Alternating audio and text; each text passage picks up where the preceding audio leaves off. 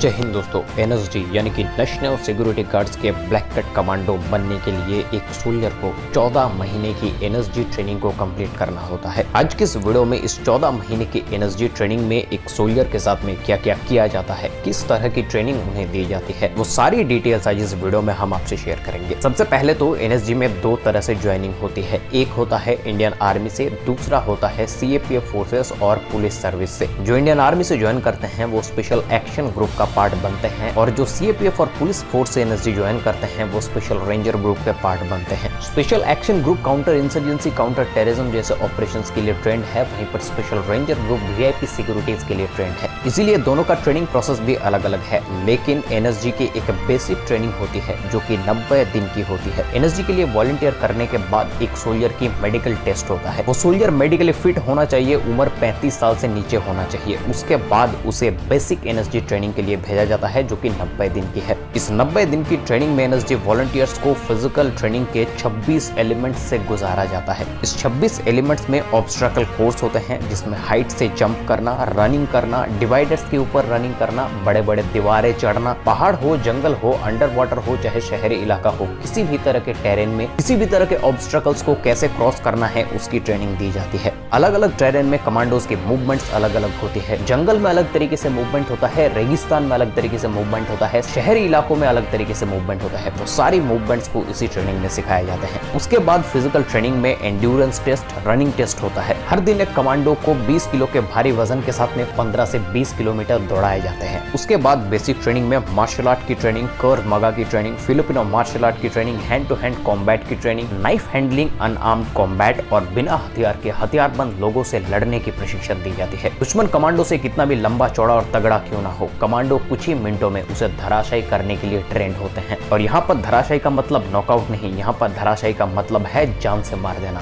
Basic training में commando को target shooting और कम्युनिकेशन के अलग तरीके का नॉलेज दिया जाता है। साथ में स्पेशलाइज्ड वेपन ट्रेनिंग के साथ में डिजिटल डिवाइस को कैसे ऑपरेट किया जाता है इसकी भी ट्रेनिंग दी जाती है। फिजिकल टेस्ट को कंप्लीट करने के बाद एक एनएसजी कमांडो की साइकोलॉजिकल टेस्ट लिया जाता है। यहाँ पर एक कमांडो के ऊपर स्ट्रेस डाल के देखा जाता है कि वो कमांडो कितना ज्यादा स्ट्रेस झेल सकता है और दिमाग में जब बहुत ज्यादा स्ट्रेस होगा उस वक्त पर उस कमांडो की डिसीजन लेने की क्षमता क्या है। क्योंकि ऑपरेशन के वक्त पर हर एक कमांडो के दिमाग में बहुत ज्यादा स्ट्रेस रहता है, लेकिन उसके बावजूद उनको डिसीजंस लेने होते हैं और उस डिसीजंस के ऊपर उन कमांडोज के साथ साथ में पीछे जितने भी कमांडोज हैं उन सब की जिंदगी और इस देश की सिक्योरिटी सिर्फ एक डिसीजन के ऊपर टिका होता है। इसीलिए साइकोलॉजिकल टेस्ट में स्ट्रेस को कैसे हैंडल करके सही डिसीजन लेना होता है ये सिखाया जाता है। जो कमांडोज ये 90 दिन की ट्रेनिंग को कंप्लीट कर लेता है उन्हें फर्दर ट्रेनिंग के लिए 9 महीने की एनएसजी एडवांस ट्रेनिंग के लिए भेजा जाता है। और मैं आपको बता दूं इसी 90 दिन की बेसिक एनएसजी ट्रेनिंग में 70 से 80% सोल्जर्स ड्रॉप आउट हो जाते हैं। एडवांस ट्रेनिंग 9 महीने की होती है। जैसे कि मैंने बताया, स्पेशल एक्शन ग्रुप और special ranger group. Special action group के लिए ट्रेनिंग अलग होती है, स्पेशल रेंजर ग्रुप के लिए ट्रेनिंग अलग होती है। एडवांस ट्रेनिंग में एनएसजी के लिए urban counter terrorism, under water operation, anti drone operation, bomb detection और उसे डिस्पोज करने के स्किल्स सिखाए जाते हैं। और इसके अलावा एक एडवांस शूटिंग टेक्निक भी उन्हें सिखाए जाते हैं। इस टेक्निक में कमांडोज को एक पूरी तरीके से अंधेरे रूम में भेजा जाता है और कमांडोज को 3 सेकंड के अंदर टारगेट को ढूंढकर शूट करना है उसी अंधेरे में। अंधेरे में कैसे आंखों का इस्तेमाल किया जाता है इसकी भी एक अलग तरीके की ट्रेनिंग एनएसजी में दिया जाता है। उस अंधेरे रूम में लाइट के तौर पे कुछ नहीं होता है, सिर्फ कमांडोज के बंदूक के आगे एक लेजर लाइट लगी हुई रहती है जिससे रोशनी तो कुछ नहीं होता है लेकिन टारगेट को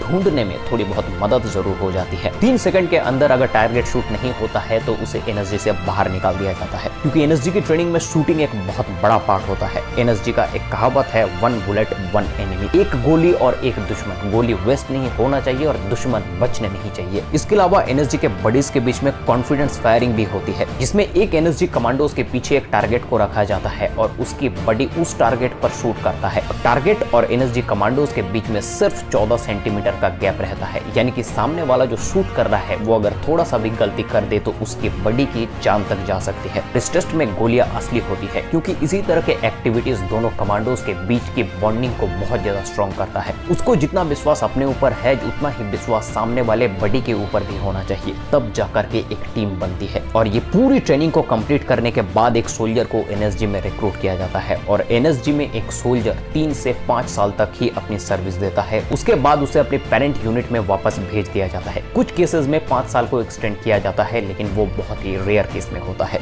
और इस 14 महीने की एनएसजी ट्रेनिंग में ड्रॉप आउट रेट 80 से 90% है। 100 में से सिर्फ 10 लोग ही एनएसजी ब्लैक कैट कमांडो बन सकते हैं। आशा करता हूँ आप सबको ये वीडियो पसंद आई है। वीडियो पसंद आने पर एन डिफेंस यूट्यूब चैनल को सब्सक्राइब कर लीजिए, क्योंकि ये इंडियन डिफेंस का ही एक ग्रोइंग यूट्यूब चैनल है। मिलता है आपसे अगले वीडियो में, तब तक के लिए जय हिंद, जय भारत।